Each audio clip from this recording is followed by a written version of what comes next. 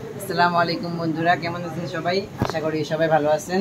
তো আজকে আমাদের কাছে একটি ল্যাপটপ আসছে, দেখতে পাচ্ছেন HP Polio 9470M। তো এটার মূলত সমস্যা ছিল হচ্ছে এটার পাওয়ার সুইচ টিকার দিলে পাওয়ার আসতো না। তো পরে আমরা এটাকে খুললাম, খোলার পরে এটার মাদারবোর্ড চেক দিলাম, আমাদের কিছু রিকোয়ারমেন্ট চেক দিলাম। রিকোয়ারমেন্ট চেক দেওয়ার পরে বুঝতে পারছি যে এটা আইসিতে সমস্যা। পরে আমরা ওই আইসিতে কাজ করছি, আইসিতে কাজ করার পরে এখন মোটামুটি ভর্তি ওকে হয়ে গেছে। তো আমরা এখন এটাকে প্রায় ফিটিং করে ফেলছি। আমরা এখন এটাকে চেক দিব।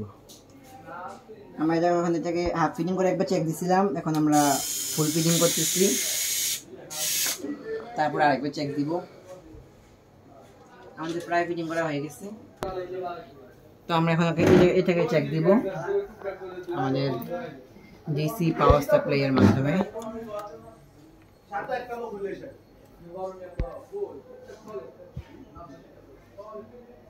তো বন্ধুরা, আমাদের ডিসপ্লে চলে আসছে, দেখতে পাচ্ছেন।